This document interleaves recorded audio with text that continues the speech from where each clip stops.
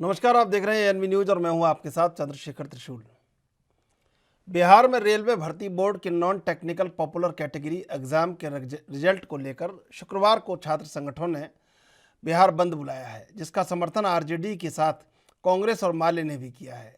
इसी क्रम में पटना समेत कई जगहों पर सुबह से ही छात्र सड़क पर उतर आए हैं। पटना में एनएच पर छात्रों ने जाम लगा दिया है। छात्र प्रदर्शन कर रहे हैं। पटना के अलावा गया, समस्तीपुर, मुजफ्फरपुर, दरभंगा सहित बिहार के सभी बड़े शहरों में सुबह से ही छात्रों ने जगह जगह रास्तों को जाम कर दिया। कहीं सड़कों पर टायर जलाए जा रहे हैं तो कहीं नारेबाजी की जा रही है। वैशाली के हाजीपुर नगर के रावाशीष चौक पर महुआ के आरजेडी विधायक डॉक्टर मुकेश रोशन ने सड़क पर आगजनी कर जाम कर दिया।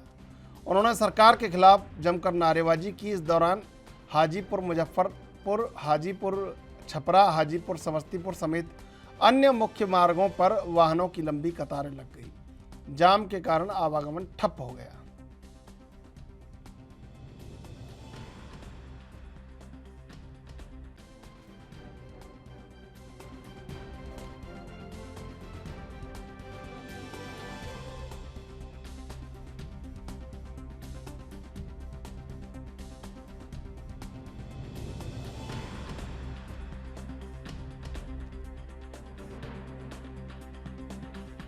जो एनटीपीसी का रिजल्ट आया था, जो विज्ञप्ति में 20 गुना रिजल्ट देना था, 7.5 लाख विद्यार्थियों को रिजल्ट देना था, एक बड़े स्कैम के द्वारा मात्र 3.5 लाख स्टूडेंटों का रिजल्ट दिया गया था।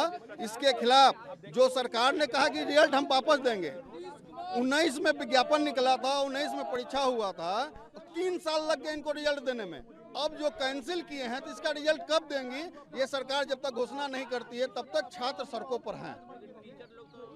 देखिए, टीचर लोग पर दबाव है, उनको फर्जी मुकदमे के द्वारा उनको तंग किया जा रहा है। तो टीचर प्रशासन और अधिकारी के दबाव में ये बयान दे रहे हैं। मगर जो छात्र का जो जायज मांग है, जो छात्र स्वतः निकले थे, अपने किसी टीचर के दबाव में नहीं निकले थे, वो अपने अधिकार के लिए निकले थे। वो फार्म भरे थे, 1 करोड़ विद्यार्थी फार्म भरा और 20 लाख का रिजल्ट आना था। ये ग्रुप डी में किस जो रेलवे का ट्रैक हटाता है, ट्रैक ठीक करता है, ग्रुप डी का जो क्लास का लेबर होता है, उसको 4 परीक्षा देना होगा। ये बिहार भारत सरकार क्या करना चाह रही है? क्योंकि वैकेंसी सिर्फ रेलवे और आर्मी में ही है।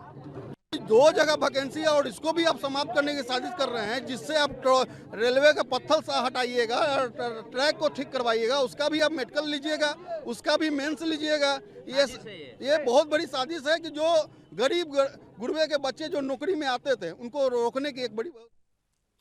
पटना के शिक्षक खान सर पर मुकदमा दर्ज हुआ छात्रों को उकसाने का। उसके एवज में एक वीडियो जारी कर अब उन्होंने अपील भी की है कि छात्र आंदोलन ना करें, छात्रों की हर बात मान ली जाएगी या मान ली गई है। उन्होंने छात्रों से अपील करते हुए कहा कि आंदोलन में शामिल होना आपके लिए गलत साबित हो सकता है। हम खड़े हैं बाबू, आपकी हर मांगों को हम शुरू से ही उठाते आए हैं, लेकिन जब हम वहां जाते हैं मंत्रालय में बात करने के लिए या बोर्ड ऑफिस में बात करने के लिए, तो वहां हम क्या जवाब देंगे किसी हिंसा का? वो यही पूछेंगे ना, जब बातें मान ली गई है तो आप क्यों हिंसा कर रहे हैं? तो इसलिए आप कल किसी भी तरह का, एक कह रहा है कोई भारत बंद होगा, क्यों भैया? आपकी स्टूडेंट की मांग हो गई, खत्म कहानी। अब आप पढ़ाई पे ध्यान दीजिए, ऐसे किसी भी और फेक न्यूज अफवाहों पे ध्यान नहीं दीजिए। कुछ भी जो यूट्यूब वाले हैं कुछ भी लिख देते हैं, ऐसे चीजों से आप बचिए। किसी भी डिस्ट्रिक्ट का कोई भी लड़का कल कोई भी प्रोटेस्ट या वायलेंस नहीं करेगा। हम कोई भी शिक्षक, हम हो या कोई टीचर, सारे टीचर परेशान हैं कि कल के प्रोटेस्ट को कैसे भी रोकिए। सारे टीचर से भी कहते हैं कि आप लोग तत्काल वीडियो रिलीज कीजिए कि कल कोई भी स्टूडेंट किसी भी डिस्ट्रिक्ट का हो। रेलवे को इंटेलिजेंस मिला है, रेलवे इंटेलिजेंस वाले हमको कह रहे हैं कि गोरखपुर के कुछ लड़के प्रोटेस्ट कर रहे हैं। गोरखपुर के लड़के क्या अलग से हैं? आप कहीं के भी हो, बिहार, नवादा, नालंदा, कहीं के भी हैं, आप कल कोई प्रोटेस्ट नहीं करेंगे। आपकी मांगों को माना जा चुका है। हम बता रहे हैं क्योंकि इसमें पीएमओ ने इस बात को माना है, न कि आरआरबी अगर बोलती तो हम भी कहते कि हाँ, आप 100% भरोसा नहीं कर सकते। इसलिए कल कोई भी प्रोटेस्ट नहीं होना चाहिए, कोई भी बंद नहीं। आप आराम से पढ़ाई कीजिएगा। पॉलिटिकल और भी कुछ बातों का कहेंगे। देखिए, और स्टूडेंट जो कोचिंग के पास आए हैं या जो कहना है, भाई देखिए, स्टूडेंट आप सबने बहुत साथ दिया, हम लोगों ने भी आपका साथ दिया, आपने भी बहुत सारे टीचर्स का आप भी साथ दिया। आप सब लोग को हाथ जोड़ के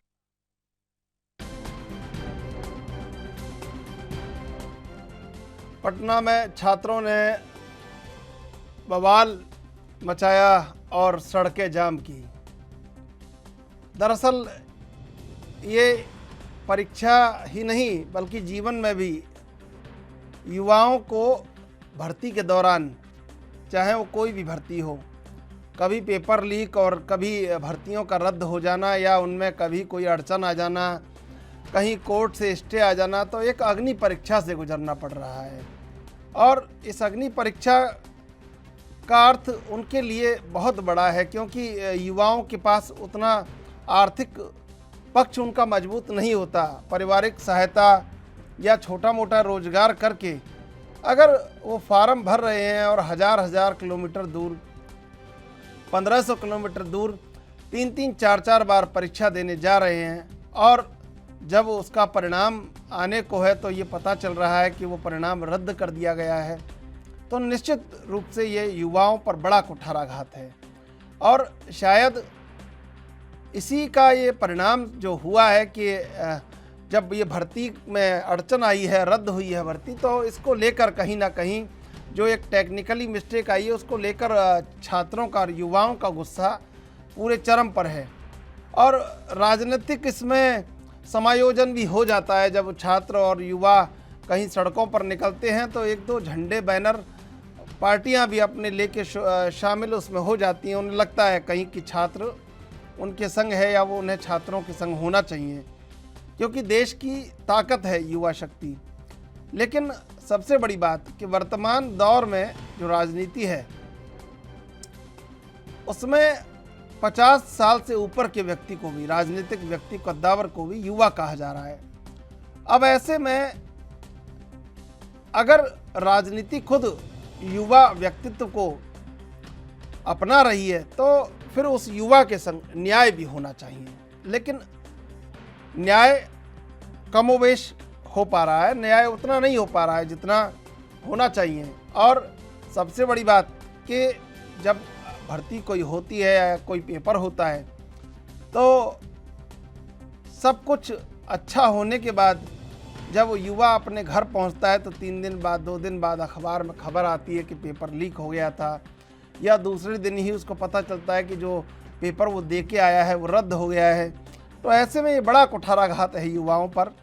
और योजनाबद्ध तरीके से केंद्र सरकार से लेकर राज्य सरकारों तक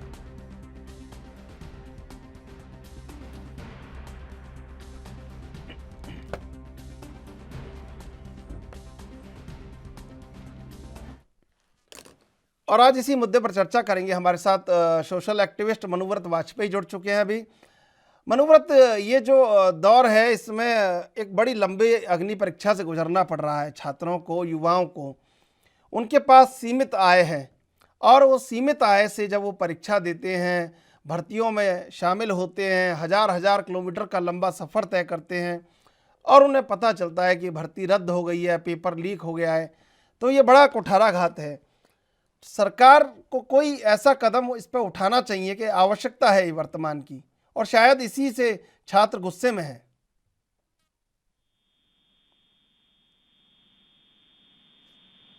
ये तो है कि एक छात्र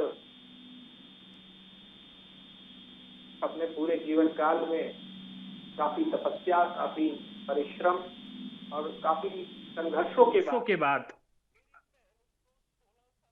किसी परीक्षा को देने के लिए उस स्तर तक पहुंच पाता है। अनेकों कठिनाइयों का सामना उसे करना पड़ता है, अनेकों संघर्षों का उसे सामना करना पड़ता है। और ऐसे में जब ये उसको पता चलता है कि परीक्षा रद्द हो गई है या पेपर आउट हो गया है या किसी भी कारणवश परीक्षा में विघ्न आ गया है जिससे उसके भविष्य सवाल उठ रहा है, तो ये लाजमी है जो किसी के भी, चाहे छात्र हो और चाहे राजनेता हो, अगर किसी के भविष्य पर सवाल उठने लगेगा, उसको अपना भविष्य अंधेरे में दिखने लगेगा, तो ये निश्चित रूप से है कि हताशा होगी और गुस्सा भी आएगा और नाराजगी भी होगी, और ये उसके लिए बहुत पीड़ादायक है। इसमें सरकारों को, प्रशासन को ये करना चाहिए, ये जिम्मेदारी लेनी चाहिए कि इस प्रकार की समस्याएं छात्रों के साथ ना आए, इस प्रकार की जो संकट हैं, इस प्रकार के जो संकट के बादल है वो छात्रों के साथ ना आए, इसके लिए पूरा बंदोबस्त सरकार को करना चाहिए। और क्योंकि छात्र सरकारों से ही अपनी आशा लगाए बैठा है, जो ऊंचे पदों पर, ऊंचे आसनों पर लोग बैठे हुए हैं, जिनके हाथों में शक्ति है, जिनके हाथों में ताकत है, जिनके हाथों में पूरी व्यवस्था है, उनसे छात्रों को भी बहुत आशा होती है। और जब वो आशा पे, उस आशा वो जब टूटती है तो वो आक्रोश में तब्दील होती है और उसका परिणाम होता है कि छात्र सड़कों पर आने के लिए मजबूर होते हैं। जी, निश्चित रूप से देखिए, कहीं ना कहीं अब जो हो रहा है कि छात्र सड़कों पर निकले हुए हैं, युवा सड़कों पर निकले हुए हैं, एक न्याय की दरकार उनको होती है सरकार से, और सरकारों को इस पे बहुत सख्त जो कार्रवाई है करनी चाहिए, हो रही है। या यूपी टेट में भी जो हुआ उसके ऊपर यूपी सरकार ने कार्रवाई की, लेकिन ज़रूरत इस बात की है कि वो जब घर से निकलता है तो उसको एक भरोसा होना चाहिए, जो पेपर वो दे के आ रहा है वो रद्द नहीं होगा और वो पेपर लीक नहीं होगा, ये भरोसा कायम होना चाहिए। अब भरोसा सरकारों को छात्रों को दिलाना पड़ेगा। सरकारें, ऐसा नहीं है कि सरकार इस पर काम नहीं कर रही है, सरकार इस पर काम भी कर रही है, कार्य भी कर रही है। और जो, क्योंकि व्यवस्थाएं, देश बहुत बड़ा है, प्रदेश बहुत बड़ा है, और लोग, काम करने वाले लोग, निष्ठावान लोग कम हैं।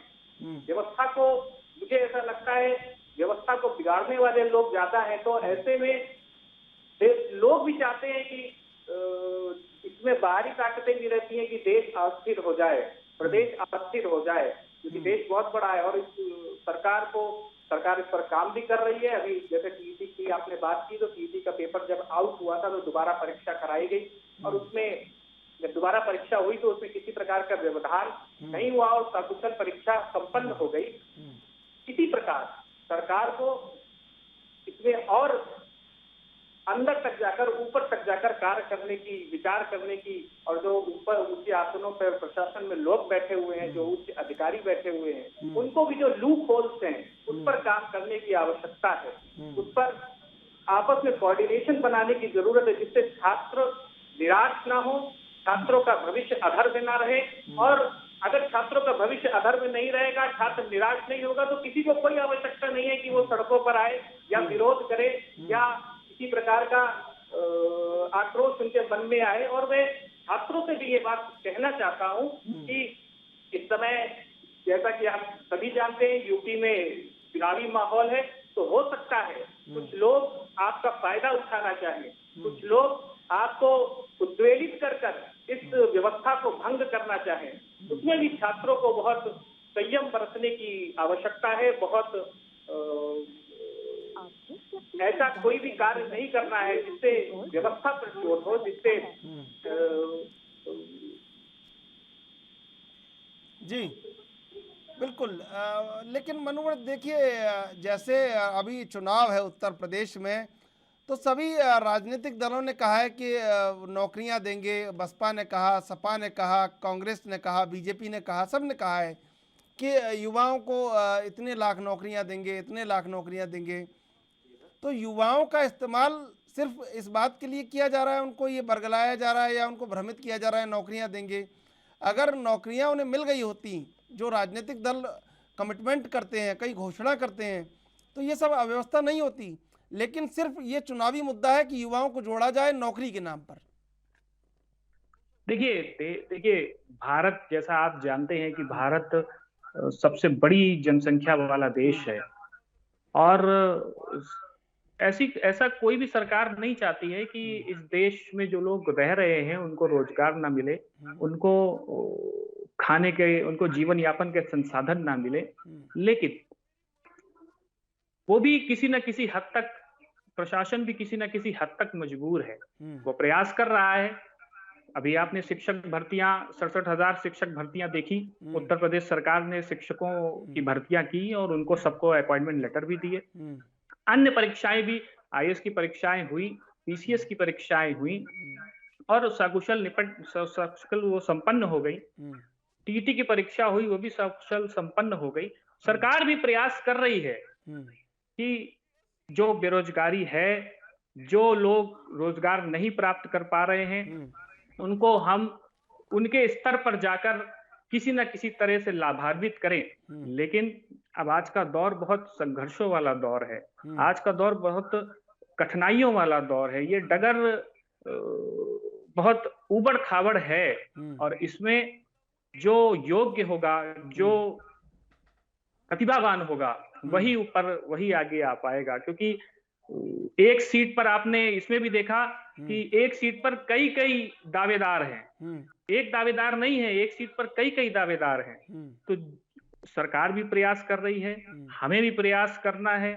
और रही बात बेरोजगारी की, तो मैं ऐसा मानता हूं कि आज के समय में यदि आप प्रतिभावान हैं, यदि आपके अंदर कोई ललक है कुछ कर दिखाने की, यदि आपके अंदर कुछ जज्बा है कुछ कर दिखाने का, तो आप बेरोजगार नहीं रहेंगे। आपका जीवन यापन बहुत आराम से और बहुत सहजता पूर्वक हो जाएगा। ये वो बात अलग है कि आपने अपने अंदर आपने सोचा हो कि हाँ, मुझे ये जो आपने लक्ष्य तय किए हो, वो भले ही आपको देर से मिले, लेकिन अगर आपने मन में ठान लिया है कि मुझे ये कार्य करना है, तो उसमें आपको सफलता अवश्य मिलेगी। जो लोग ये कहते हैं कि देश में बेरोजगारी बहुत है, देश में मुझे काम नहीं मिल रहा है, देश में मुझे खाने को नहीं मिल रहा है, वो ऐसे लोग हैं जो कुछ करना नहीं चाहते हैं आज के समय में, जो कुछ जिनके अंदर ये उनकी जिजीविषा में ही नहीं है कि वे कुछ करें, वे कुछ खाएं, वे कुछ कमाएं। बिल्कुल, लेकिन ये बात ठीक है, ये बात कि युवाओं को कहीं न कहीं नौकरियां आकर्षित करती है, सरकारी नौकरियां। लेकिन ये आकर्षण कौन पैदा कर रहा है? ये आकर्षण कहीं न कहीं राजनीतिक दल पैदा कर रहे हैं और एक भरोसा जो सरकारी नौकरियों का है, वो कहीं न कहीं युवाओं को अपनी तरफ आकर्षित करता है कि अगर सरकारी नौकरी लग गए तो जीवन सुव्यवस्थित रूप से चल जाएगा। और जो स्टार्टअप की बात है कि जो अन्य रोजगार विकसित किए जाने थे, उसके बारे में युवा को या तो कहीं ना कहीं समझ में कम आया है या समझाने में कमी रह गई है। अगर ये समझाया जाता कि सरकारी नौकरी और निजी व्यवसाय और स्टार्टअप जो भी आप कर रहे हैं वो सब एक ही जगह पे है, तो युवाओं को ये भरोसा दिलाने में सरकारें और राजनीतिक दल नाकामयाब रहे हैं। मैं देखिए ऐसा नहीं मानता हूं कि युवा इतना बेवकूफ नहीं है कि इस मुगालते में आ जाए कि वो ये ना समझे कि मेरे लिए क्या अच्छा है और क्या बुरा है। मैं उसको भी पता है कि हमारा जीवन कहां पर बहुत अच्छे से व्यतीत हो सकता है। और रही बात स्टार्टअप की, तो मैं भी कई ऐसे युवाओं को जानता हूं जिन्होंने सरकारी नौकरियां छोड़कर अपना स्टार्टअप शुरू किया और आज वो सरकारी नौकरी से ज्यादा उनका वेतन है, सरकारी नौकरी से ज्यादा उनकी तनख्वाह है और वो और 10 लोगों को, 15 लोगों को, 20 लोगों को रोजगार दे रहे हैं। उनकी भी तनख्वाहें उनकी सरकारी नौकरी से ज्यादा है। तो ये कहना कि सरकारी नौकरी ही सरकारें या किसी की भी सरकार रही हो, ये समझाने में विफल रही है कि जो प्राइवेट सेक्टर है या जो स्टार्टअप है उसकी तरफ कम आकर्षित है। और मैं सरकारी मनुव्रत आपके पास सौरभ शर्मा जुड़ चुके हैं प्रवक्ता कांग्रेस से, और युवा हल्ला बोल संगठन से गोविंद मिश्रा जुड़ चुके हैं। आप दोनों का स्वागत है एनडी न्यूज पर। सबसे पहले गोविंद मिश्रा आपके पास आएंगे। ये जो नौकरियों को लेकर युवाओं में उबाल है, ये कहीं ना कहीं आकर्षित करने का काम भी सरकार ने किया या राजनीतिक दलों ने किया, लेकिन आज उनके जो कहीं ना कहीं नौकरी देने में या पेपर करवाने में विफलता जो साबित हो रही है, उसी को लेकर युवा में आक्रोश है या कोई और बात है? जी अभी आप बीजेपी के प्रवक्ता रहे होंगे, मुझे लगता है। मैं ऑनलाइन पे सुन रहा हूँ, देख नहीं पा रहा हूँ। और ये जो इनकी मानसिकता है वही लगभग सरकार की भी मानसिकता है। लोगों को लगता है कि योग्य उम्मीदवार नहीं है और सीटें बहुत खाली हैं। ये उत्तर प्रदेश के मुख्यमंत्री योगी आदित्यनाथ का बयान था कि उत्तर प्रदेश में योग्य उम्मीदवार नहीं है, सीटें तो बहुत खाली हैं। और फिर इस समय उत्तर प्रदेश में हकीकत ये है कि 5 लाख सरकारी पद खाली हैं और लाखों की संख्या में बेरोजगार युवा सड़कों पे हैं। ये उत्तर प्रदेश का हाल है। पूरे देश भर में आप रेलवे की परीक्षाओं में जो विरोध प्रदर्शन चल रहा है उसमें देख रहे होंगे। और ये बताता है, ये सरकार का निकम्मापन बताता है कि जो सरकारी आंकड़ों में कहा गया है एनएसएसओ का डेटा, जो सरकारी डेटा है वो बता रहा है कि बेरोजगारी में 45 साल का रिकॉर्ड तोड़ दिया है। आज इनको शर्म नहीं आती है ये बोलते हुए कि देश में योग्य उम्मीदवारों की कमी है। ये एनसीआरबी का डेटा कहता है कि आत्महत्या करने वालों में बेरोजगार युवाओं की दर सबसे अधिक है। इस आंकड़े तो ये बोलने को तैयार नहीं है। लगातार सरकारी भर्तियां जो उत्तर प्रदेश में ये गिनवा रहे थे, मुख्यमंत्री कार्यालय और डीओपीटी मंत्रालय से हमने आरटीआई करके पूछा था, युवा अल्लाह संगठन ने पूछा था कि ये जो 4.5 लाख नौकरियों का आप प्रचार दिल्ली से लेकर कर्नाटक एयरपोर्ट तक कर रहे हैं, ये नौकरियां किन विभागों में दी गई? इनकी सरकार ने जवाब दिया कि हमारे पास इसकी सूचना उपलब्ध नहीं है। अब बताइए, मुख्यमंत्री कार्यालय और कार्मिक मंत्रालय के पास जब सूचना नहीं है तो ये फर्जी प्रचार करना, झूठे प्रचार करना, जुमले दे देना कि 2 करोड़ नौकरियां दे देंगे, 20 लाख नौकरियां दे देंगे, बिहार में 19 लाख नौकरियां दे देंगे, तो ये तो जुमला ही है इनका। और ये युवाओं को बस समझते हैं कि झंडा लेके हम पार्टियों में जिंदाबाद मुर्दाबाद करवाने के लिए बैठाए रखेंगे। उसके अलावा युवाओं का इनका कुछ न्यूज नहीं है। ये अपने भाषणों में जब 2014 की सरकार बनी थी कि मोदी जी पूछ के बताते थे कि भारत सबसे युवा देश है, दुनिया भर में सबसे ज्यादा युवा हमारे पास है। देश की 65% आबादी युवाओं की है। डेमोग्राफिकल डिवीजन जैसे 50 शब्द लेके आए होंगे और प्रचार किए होंगे। उन युवाओं का यूज केवल प्रचार में और वोट पाने के लिए किया इन्होंने। हकीकत में इन्होंने कोई भी ऐसी व्यवस्था नहीं की जिससे ये परीक्षाएं, भर्तियां समय से हो पाए। आज तक इनसे पूछिए, इन प्रवक्ता बैठे हुए हैं, इनसे पूछिए इनकी सरकार ने ऐसा क्या काम किया है जिससे पेपर लीक न हुआ है। बीजेपी के प्रवक्ता नहीं है, लेकिन वो कहीं ना कहीं उनकी विचारधारा से कहीं जुड़े हो सकते हैं, इसलिए शायद वो ऐसा कह रहे हो।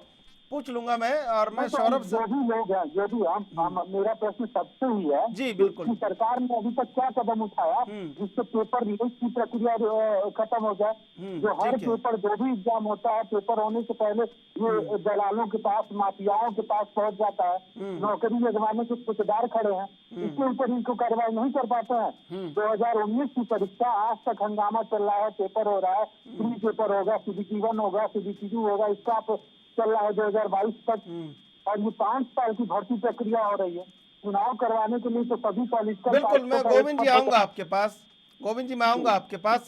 सौरभ शर्मा जुड़े हुए हैं, प्रवक्ता कांग्रेस से। सौरभ शर्मा, देखिए, ऐसा लग नहीं रहा है कि युवाओं का राजनीतिक दुरुपयोग हो रहा है और काफी लंबे समय से हो रहा है, और युवा उसको लेके भी शायद कहीं उद्वेलित नहीं है, लेकिन उद्वेलित इस बात से है कि वो एक लंबा सफर तय करके, और उसकी जेब में बहुत कम पैसा होता है, अपनी कहीं आर्थिक पक्ष को व्यवस्थित करके, और वो परीक्षा देने पहुंचता है, लेकिन बाद में जो उसको मिलता है ये उसके संग सबसे बड़ा धोखा है, और शायद इस धोखे पे बड़ा कदम नहीं उठाया जा रहा है अब तक।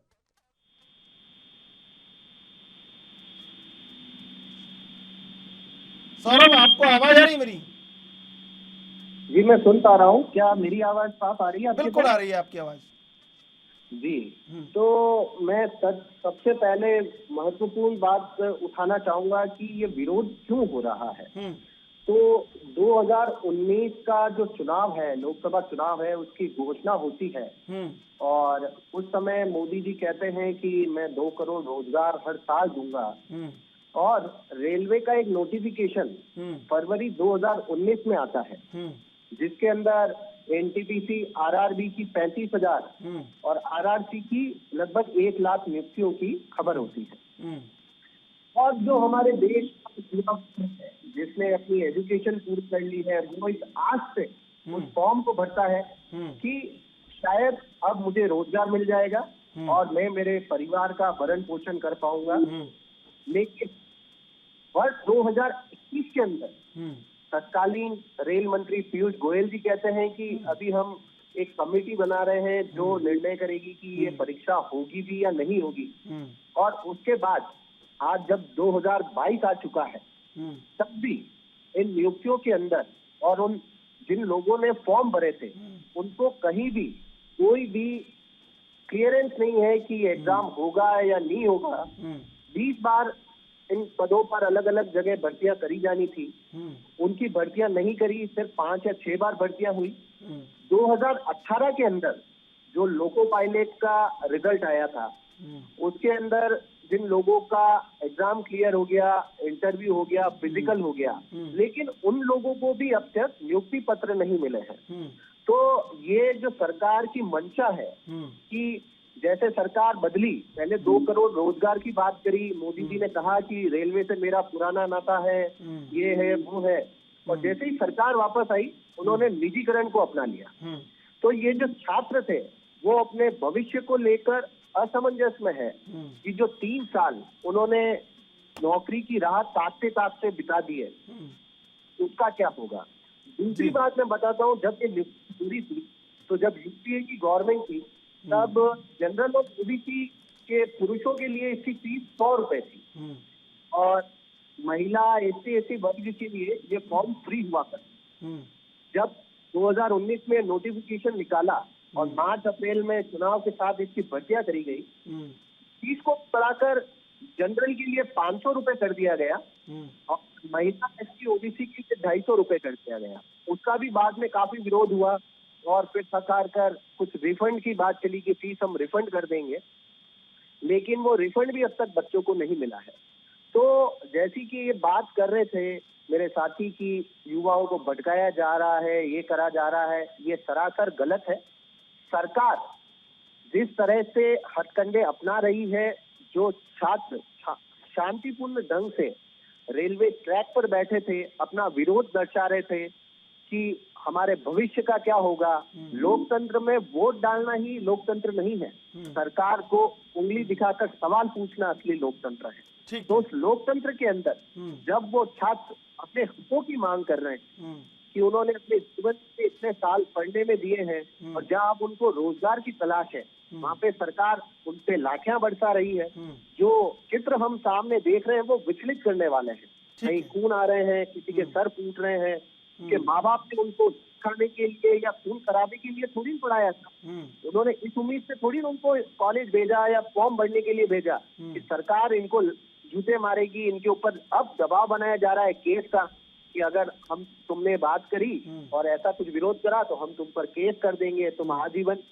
सरकार का काम जहाँ तक कि मैं समझता हूं, ठीक है, मैं आऊंगा सौरभ स्थापित कर। सौरभ शर्मा, मैं आऊंगा। मनोवर, देखिए ये गोविंद मिश्रा जो कह रहे हैं आरटीआई में जो खुलासा हुआ, और दूसरी बात छात्रों पर जिस तरह बर्बर लाठी बरसाई गई और हॉस्टल से निकाल के दरवाजे तोड़ के उनको मारा गया, क्या वर्तमान समय में जब लोकतंत्र अपने वैभवशाली ऊंचाइयों पर है, क्या ये नज़ारा ठीक लगता है आपको? जी देखिए कि जो सरकार का काम है वो संवाद स्थापित करना है, लाठियां बरसाना, खून निकालना, ये करना सरकार का काम नहीं है। नहीं, मैं सौरभ जी आ रहा हूँ आपके पास। सौरभ जी, मैं आ रहा हूँ आपके पास। मनुव्रत, आप मेरी आवाज सुन रहे हैं? जी, आवाज आ रही है। मैं इस जो देखिए जो पुलिस जिस प्रकार के मुझे भी अखबारों के माध्यम से, सोशल मीडिया के माध्यम से और वीडियो के माध्यम से मैंने भी देखा है, और जिस प्रकार से पुलिस ने जो कार्यवाही की है, जो हॉस्टल में जाकर और दरवाजे तोड़कर और जिस तरह से छात्रों पर उन्होंने लाठियां बरसाई हैं, ये उसकी मैं भी कड़े शब्दों में निंदा करता हूं। वे छात्र हैं, देश का भविष्य हैं, और कोई भी छात्र ये नहीं चाहता है कि हम देश की संपत्ति को नुकसान पहुंचाएं या समाज को नुकसान पहुंचाएं या इस देश पर कोई बात आए। परंतु पुलिस वीडियो को देखने से तो वैसे ऐसा ही लग रहा है कि पुलिस जो है किसी आतंकवादी को उठाने गई है, किसी अपराधी को उठाने गई है। लेकिन मैं प्रशासन और शासन से भी ये बात कहना चाहता हूं कि वे छात्र हैं, देश का भविष्य हैं। वे अपनी मांगों के लिए वहां पर आपके पास बैठे हैं। वे अपनी आकांक्षाओं को पूरा करने के लिए आपके पास बैठे हुए हैं, इतने सालों से बैठे हुए हैं। जैसा मैंने अखबारों में भी पढ़ा कि इससे पहले ये जो लाठीचार्ज की घटना हुई है, उससे पहले भी छात्र विरोध प्रदर्शन कर रहे थे अपनी मांगों के लिए, और वो गंगा घाट पर बैठकर अपना सर मुंडवा कर प्रदर्शन कर रहे थे। वो शांतिपूर्ण प्रदर्शन था।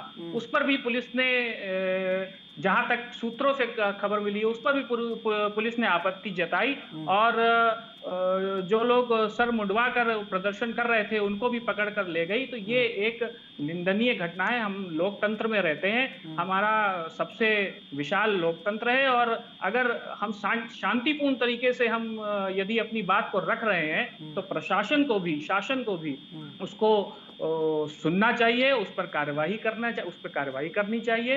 और जब छात्रों को ऐसा लगा कि हमारी बात को नहीं सुना जा रहा है, हमारी जो मांगे हैं उनको पूरा नहीं किया जा रहा है, तब छात्रों ने कुछ उद्वेलित हुए और उन्होंने वो घटना आपके सामने है। लेकिन मैं फिर भी छात्रों से ये अनुरोध करना चाहूंगा, ये निवेदन करना चाहूंगा कि किसी के भी बहकावे में आकर और ऐसी कोई घटना, ऐसी कोई परिस्थिति ना उत्पन्न हो जाए जिससे सभी को नुकसान हो, समाज को नुकसान हो, देश को नुकसान हो। और शासन प्रशासन को भी इस बात का ध्यान रखना चाहिए कि ये कोई गुंडे नहीं है, ये कोई अपराधी नहीं है, ये छात्र हैं, देश का भविष्य हैं, और उनके साथ उसी प्रकार का व्यवहार करना चाहिए जिस प्रकार का व्यवहार छात्रों के साथ होना है। ठीक है। गोविंद मिश्रा जी, देखिए कैसे हॉस्टल में घुसकर लाठियों से उन्हें मारा गया, और क्या आप जब पूरी राजनीति, तमाम राजनीतिक दल जब युवाओं के अधिकारों की बात करते हैं, 60 वर्ष का जो नेता है, बड़े से बड़ा कद्दावर नेता है, वो भी सब अपने आप को युवा कहलवाना पसंद कर रहे हैं, और उनके युवा होने के बाद भी उसी युवा की पैरवी नहीं हो पा रही है, उन पर लाठियां बरसाई जा रही हैं और उनके संग जघन्य अपराधियों जैसा व्यवहार किया जा रहा है।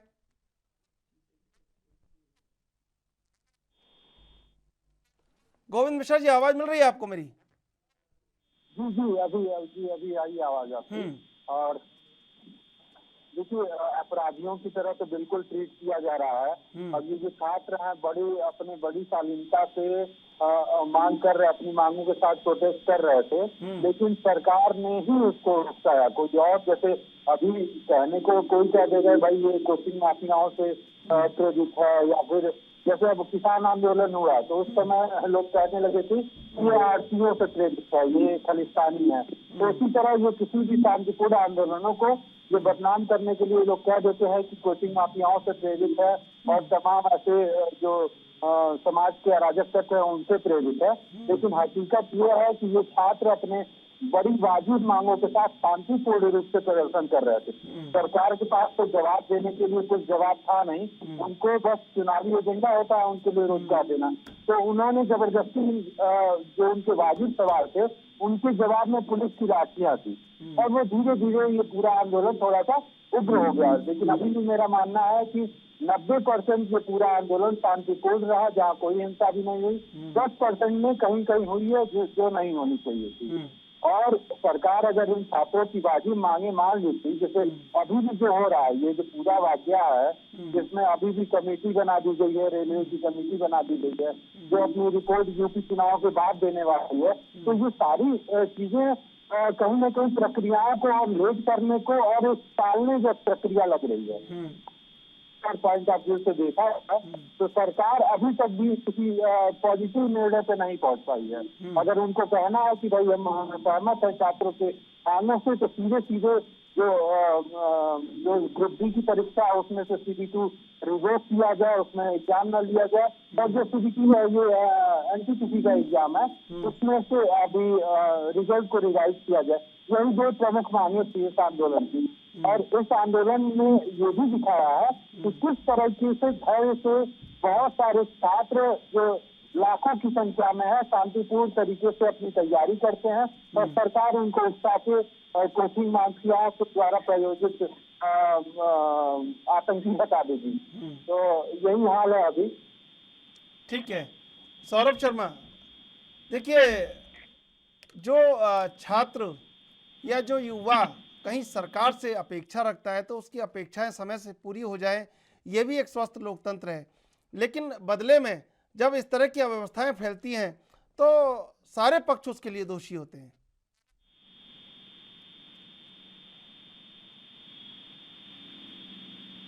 सौरभ, आवाज मिल पा रही है आपको? मनुव्रत, देखिए निश्चित रूप से कहीं ना कहीं अगर व्यवस्था कहीं खराब हो रही है, ट्रेन को किसी को नुकसान पहुंच रहा है या किसी बस को नुकसान पहुंच रहा है, तो ये सरकारी संपत्ति का नुकसान, देश का नुकसान है। लेकिन क्या उचित समय पर उनको जवाब नहीं दिया जाना चाहिए? जो लोग पीड़ित हैं या जो लोग प्रताड़ित हैं या जो लोग कहीं इसका शिकार हो रहे हैं कि बार बार पेपर देने के बावजूद भी लंबा इंतजार करना पड़ रहा है, तो इसके लिए तो व्यवस्था बनाई जा सकती है।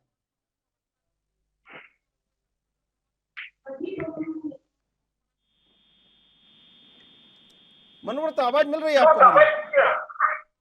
हेलो, मनुव्रत, आवाज मिल रही है आपको मेरी? हाँ अब आ रही है आपकी आवाज। ये जो इस तरह की अव्यवस्थाएं होती हैं, निश्चित रूप से लाठियां बरसाई जा रही हैं, छात्र विरोध कर रहे हैं, लेकिन सभी पक्ष दोषी हैं क्योंकि इंतजार इतना लंबा हो चुका है कि धैर्य टूट जाता है एक समय पर आके। तो क्या सरकारों को ये जिम्मेदारी नहीं लेनी चाहिए कि समय से सब चीजें संपन्न हो जाएं, तो ये सब ना हो?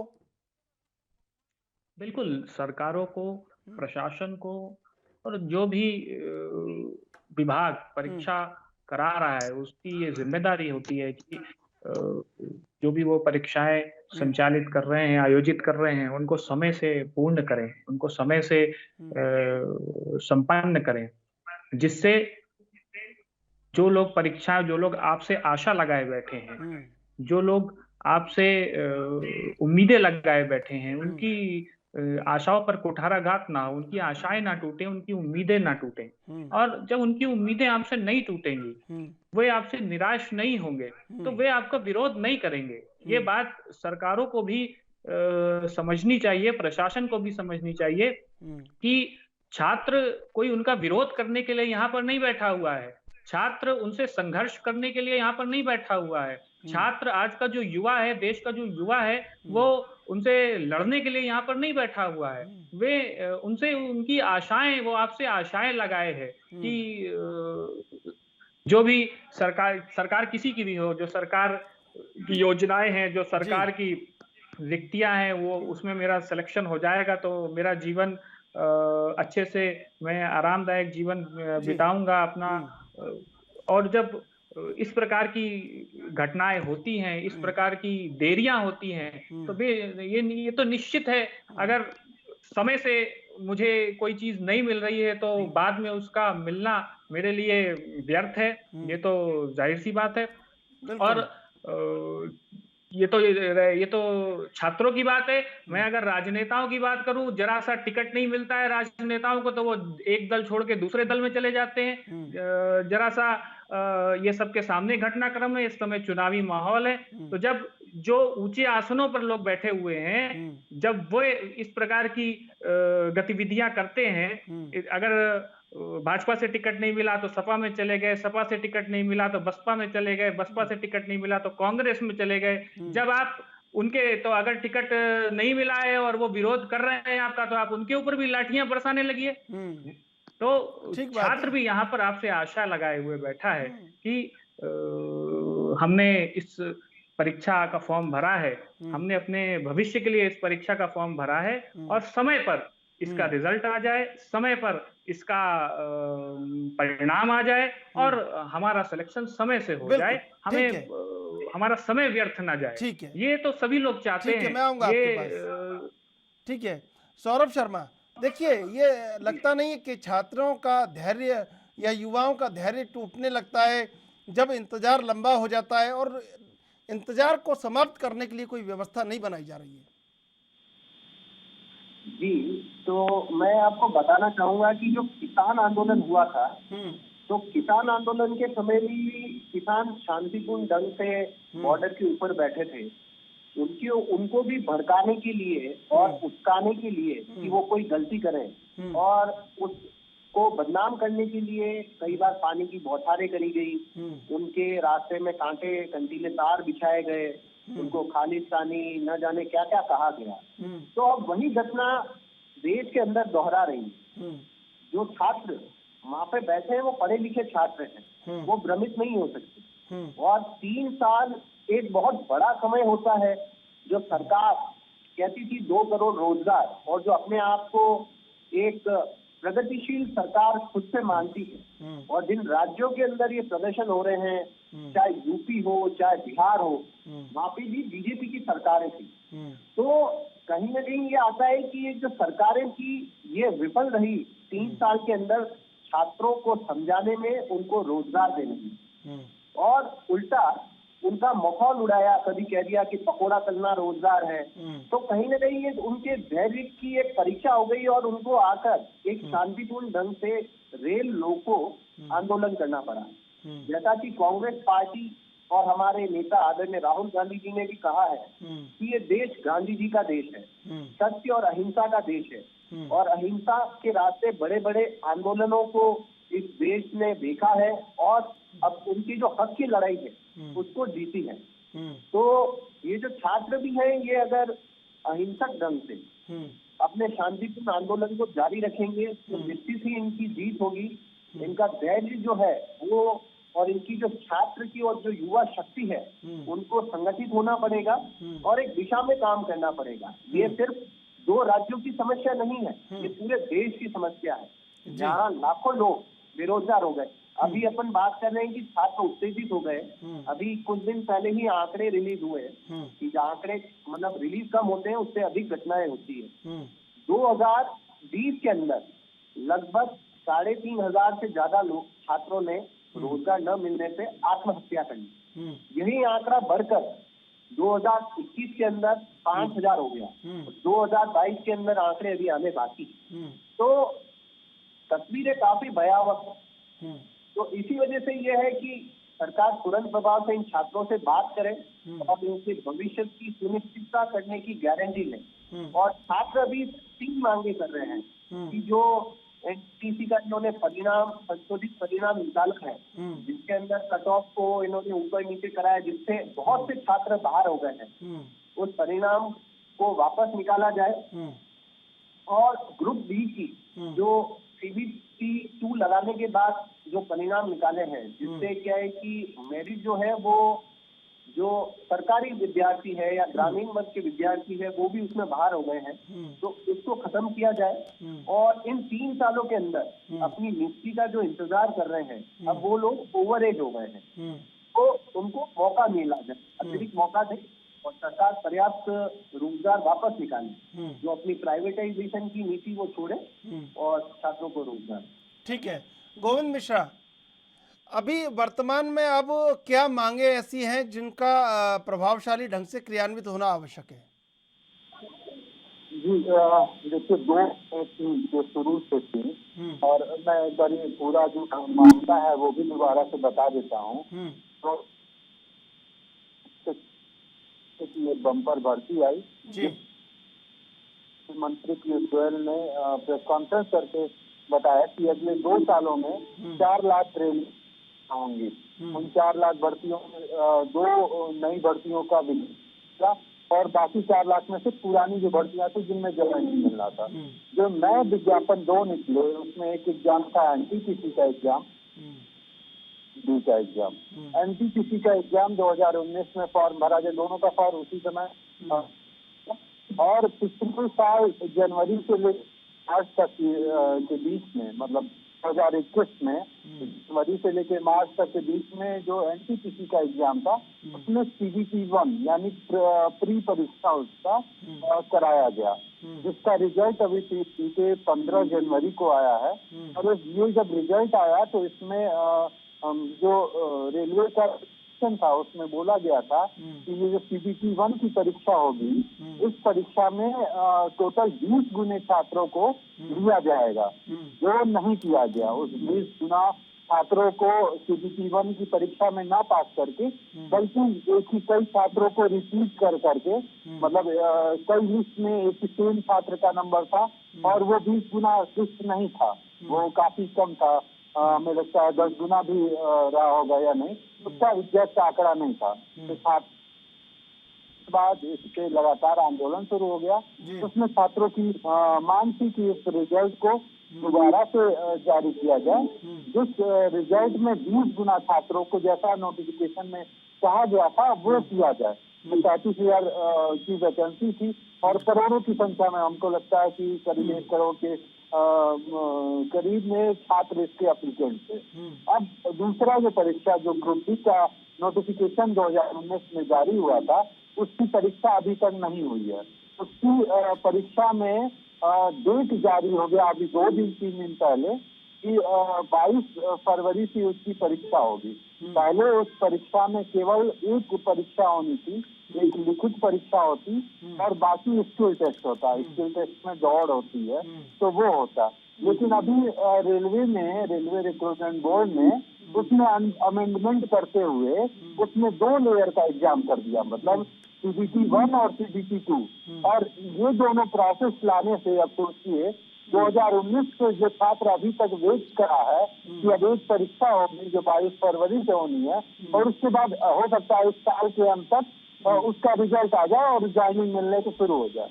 लेकिन अब उस परीक्षा को और बड़ा किया जा रहा है, मतलब पहले एक परीक्षा होगी और दूसरी फिर परीक्षा होगी, मतलब 2 लेयर का प्री और मेंस परीक्षा होगी, जिसको CBT 1 और CBT 2 बोला जा रहा है। तो छात्रों का एक डर है जो परीक्षा में देरी को लेकर के।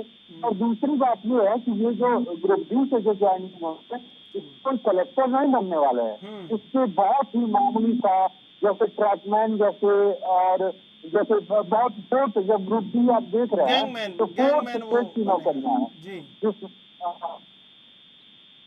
मतलब इस तरह से कोई लिखित योग्यता की बहुत ज्यादा जरूरत नहीं होती है। वैसे में उसमें स्किल टेस्ट होता है, जिसमें एक स्किल टेस्ट में 25 किलो की बोरी लेकर के 100 मीटर दौड़ होता है, फिर 1200 मीटर की दौड़ होती है, तो वो उसके लिए था। ये परीक्षा हो जाएगा उसके बाद ये स्किल टेस्ट होगा।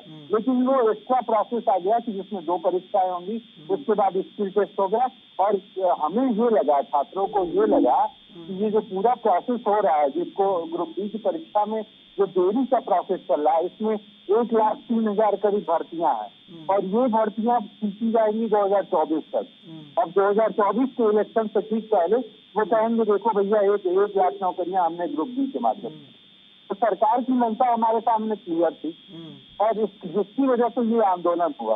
और यही जो मांगे हैं छात्रों की अभी भी, इस प्रोसेस को खींचने की बजाय सरकार जल्द से जल्द इस प्रक्रिया को पूरी करे, जल्द से जल्द ज्वाइनिंग दे। तो प्री एग्जाम में केवल एक ही परीक्षा है, उसके बाद स्किल टेस्ट और NTPC के जो एग्जाम में रिजल्ट को दोबारा से संशोधित करके दोबारा से प्रकाशित किया जाए। क्योंकि ये छात्र हैं, इनकी पूरी संख्या जो रेलवे रिक्रूटमेंट के लिए अभी जो दोनों भर्तियों से हैं, वो 2 करोड़ 42 लाख छात्र हैं। अब सोचिए 2 करोड़ 42 लाख छात्र पिछले 3 साल से नौकरी मिलने की आस में, वो टोटल वैकेंसी मतलब 1,03,000 ग्रुप डी की और 35,000 के करीब में NTPC की भर्ती। तो इस पूरे मतलब 1,38,000 के करीब की भर्ती को वेट करते हुए 3 साल बीत चुके हैं। हम नहीं चाहते हैं कि इस प्रोसेस में और देरी हो। सरकार तो करने को अपने, अगर ये सरकार की मंशा ही है कि रोजगार देना उनकी प्राथमिकताओं में नहीं है, रोजगार देना प्राथमिकता में होता तो जैसे देश भर में चुनाव समय पे हो जा रहा है, देश भर के चुनाव हो रहे हैं, मतलब यूपी और 5 अन्य राज्यों में चुनाव आप देखिए 2 महीने में कंप्लीट हो जाएंगे। हमें लगता है लोकसभा के चुनाव भी 3 से 4 महीने में कंप्लीट हो जाते हैं। ऐसे में इस भर्ती प्रक्रिया को, जिसमें कुछ लोगों को रिक्रूट करना है और वो 3 साल 4 साल 5 साल तक वो इंटरनेट प्रोसेस में छात्र फंसे रहते हैं, ऐसे में वो क्या करें। अब ये तो छात्रों का आक्रोश है जो आपको देश भर में देखने को मिल रहा है। लेकिन बहुत समय से ये छात्र बस शांत बैठे हुए हैं और अपनी बारी का इंतजार कर रहे हैं कि हमारी परीक्षा होगी, हमें नौकरी मिलेगा, हमारा जीवन यापन चलेगा। सरकार तो ये कोई दुश्मन पे बॉर्डर पे आए हुए दुश्मन नहीं है। ये सरकार तो इनकी बड़ी जेन्युइन सी मांग है कि अगर हम योग्य हैं तो हमको नौकरी दो, रोजगार दो, हम परीक्षा देने को तैयार है, हम धांधली के पक्ष में नहीं है, लेकिन सरकार उस तरह का काम नहीं कर रही है। ठीक है मनोव्रत, देखिए 2.5 करोड़ युवा इंतजार कर रहा है, 1 लाख नौकरियां मिलने वाली हैं, 1.5 लाख, और उसके पैमाने को और बढ़ाया जा रहा है। इतनी बड़ी नौकरी नहीं है जितना बड़ा पैमाना किया जा रहा है, जितना बड़ा उसका मापदंड किया जा रहा है। तो कहीं लगता नहीं है कि राजनीतिक इच्छा शक्ति युवाओं को भ्रमित करने में है बजाय उनको रोजगार देने के?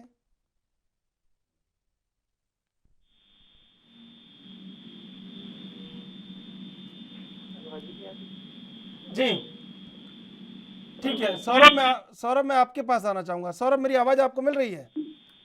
जी जी आ रही है। सौरभ, ये 2.5 करोड़ युवा इस बात का इंतजार 3 साल से कर रहे हैं कि उनको रोजगार मिलेगा, और उसमें से 2.5 करोड़ में से भी रोजगार मिलना है मात्र 1,38,000 को। तो क्या लगता नहीं है कि युवाओं को भ्रमित कहीं किया जा रहा है, या फिर एक राजनीतिक इच्छा शक्ति ये होनी चाहिए कि नौकरी देके उनका जीवन सुचारू हो, बाकी जो युवा इंतजार कर रहे हैं वो अपना कहीं और व्यवसाय करें? तो ये जो होच-पोच की स्थिति है, इससे कहीं ना कहीं तो राहत मिलनी चाहिए युवाओं को। जी आपने बिल्कुल सही कहा। तो मैं वापस उस चीज को बताता हूँ कि 2019 की फरवरी में जब इसका नोटिफिकेशन आया था और फॉर्म मार्च अप्रैल में भराए गए थे, उसके 2 साल तक कोई हलचल नहीं हुई। तो ये कहीं न कहीं राजनीतिक इच्छा शक्ति की कमजोरी को दिखाता है कि रोजगार देने की मंशा नहीं थी, वो सिर्फ चुनाव जीतने के लिए एक जुमला था। 2021 में फरवरी में ही जो रेल मंत्री थे पीयूष गोयल जी, उन्होंने कहा कि 2 साल बाद कि अब इस परीक्षा के लिए हम एक एजेंसी को नियुक्त कर रहे हैं, और उस एजेंसी ने बार बार तोड़ मरोड़ कर अलग अलग बयान दिए, और उसके बाद अब जाके वापस कि जो नौकरी है ये बहुत ही ग्रुप बी ग्रुप सी की बहुत निम्न स्तर की नौकरी होती है। ये कोई बहुत ही ज्यादा इसमें वेतनमान भी नहीं है, लेकिन इसको भी टिपिकल बनाया जा रहा है। आईआईटी और उसकी तरह मेंस और एडवांस जैसे होते हैं, वैसे इसको प्री और उसके बाद एक और CBT2 और ये इस तरह के एग्जाम करके इसको, मतलब इनका जो मंशा है वो टाइम निकालने की है कि कैसे करके ये टाइम निकल जाए, चुनाव निकल जाए, इसके बाद हम देखेंगे कि क्या होता है नहीं होता है। तो ये छात्रों का जो भविष्य है, इन 3 साल के अंदर जो छात्र ओवर एज हो रहे हैं, जो इंतजार कर रहे थे, उनको रोजगार नहीं देना और उनको आगे बढ़ाना ये मंशा है, क्योंकि इस तरह की किसी भी चीज की जरूरत नहीं थी। रेलवे जो देश के अंदर सबसे ज्यादा रोजगार देता था, एक समय था जब रेलवे की नौकरी मतलब हर किसी को मिल जाती थी, कहा जाता था कि रेलवे में लग जाना। आज समस्या ये आ गई है कि रेलवे को सोचना पड़ रहा है कि हम किसे लें और किसे नहीं लें, और इसी के लिए सारा हथकंडा अपनाया जा रहा है। और हम जो चीजें देख रहे हैं जो एक देश के अंदर प्रगतिशील देश के अंदर नहीं होनी चाहिए थी, वो चीजें हो रही है। बिल्कुल। गोविंद मिश्रा, मैं आपके पास आना चाहूँगा। जैसा आप कह रहे थे कि 2024 तक ले जाने का प्रयास किया जा रहा है, तो क्या लगता है ये जो कमेटी बनी है और ये जो न्याय की बात हो रही है, ये बेमानी साबित होगी? क्या न्याय नहीं मिलेगा? और वहीं पर छात्रों पर केस भी दर्ज हो गए हैं। जी बिल्कुल। और आप देखिए कमेटी में आप अगर ध्यान दिए होंगे तो जो कमेटी बना गई है उसमें 5 लोग हैं जो रेलवे के ही अफसर हैं। अब सोचिए अगर रिक्रूटमेंट बोर्ड के पास पहले से ये 5 लोग उपलब्ध थे तो ऐसी कमियां क्यों आती? उस 5 लोगों की कमेटी में कोई भी छात्रों का कोई भी प्रतिनिधित्व नहीं है, या फिर कोई भी दूसरे लोग नहीं है, तो क्या ही डिसाइड करेंगे? वो रेलवे रिक्रूटमेंट जो बोर्ड चाहेगा वही करेंगे। और दूसरी बात ये देखिए, आप इसकी रिपोर्ट देने की बात की गई है मार्च तक। अब मार्च तक के बीच में सरकार को पास जो दिख रहा है वो इन 5 राज्यों का चुनाव दिख रहा है। उनको लग रहा है ये जो एजुकेशन है वो देश भर के छात्रों का है, और यूपी बिहार के छात्र को खासतौर पे आंदोलन है, क्योंकि नौकरियों का गढ़ माना जाता है पटना को, प्रयागराज को। तो ऐसे इन दोनों जगहों पे तो बड़े लेवल पे प्रोटेस्ट हो रहा है। तो सरकार को सीधे तौर पे दिख रहा है कि ये चुनाव में उनके लिए घातक सिद्ध हो सकता है, जो युवाओं से ये जबरदस्ती का इन्होंने पंगा ले लिया है तो वो घातक सिद्ध होगा। इस वजह से इसको टालने के लिए ये जो कमेटी बनाई गई है, मार्च तक इनको रिपोर्ट देना है। इस कमेटी में कोई भी छात्रों का प्रतिनिधित्व तो नहीं है और क्या करना है, मतलब कमेटी बैठाने जैसी चीज तो इसमें थी नहीं। इसमें तो अगर सरकार के दो लोग अगर बैठ के सोच लें, मतलब अगर रेल मंत्री 2 बार प्रेस कॉन्फ्रेंस कर सकते हैं तो 2 घंटे के लिए बैठ के अगर सोच लें, अगर इनके जो सचिव हैं, जो IAS अधिकारी हैं, जो इनके साथ वो बैठ के उनको बताएं तो उनको समझ में आ जाएगा और तुरंत उससे निर्णय हो जाएगा। तो ये कमेटी के नाम पे बस देरी करने की जरूरत की फिराक में है सरकार, और छात्रों का सीधे तौर पे कहना है कि कमेटी में ही नौकरी चाहिए हमें। ठीक है, बिल्कुल। सौरभ शर्मा, अब क्या इसका हल निकल सकता है? जी, इसका हल तो यही है कि जो छात्र है वो अपनी मांगों पर अड़े रहें, क्योंकि अगर वो अड़े रहेंगे और शांतिपूर्ण ढंग से एक आंदोलन की तरह लंबा चलाएंगे तो ये जो तानाशाह सरकार है जो नहीं सुनना चाहती है छात्रों की आवाज, वो सुनेगी। और जो रेलवे बोर्ड है वो इन नियुक्तियों को, जो फॉर्म उन्होंने निकाले थे नोटिफिकेशन, जिसमें लगभग 1,38,000 लोगों को रोजगार मिलना था, उनको रोजगार मिल जाएगा। अगर छात्र संगठित नहीं रहेंगे और हिंसक हो जाएंगे, वे उत्तेजित हो जाएंगे किसी बहकावे में आके, तो हो सकता है कि सरकार उन्हें देशद्रोही करार दे दे और उन छात्रों के भविष्य को एक अलग तरफ मोड़ देगी।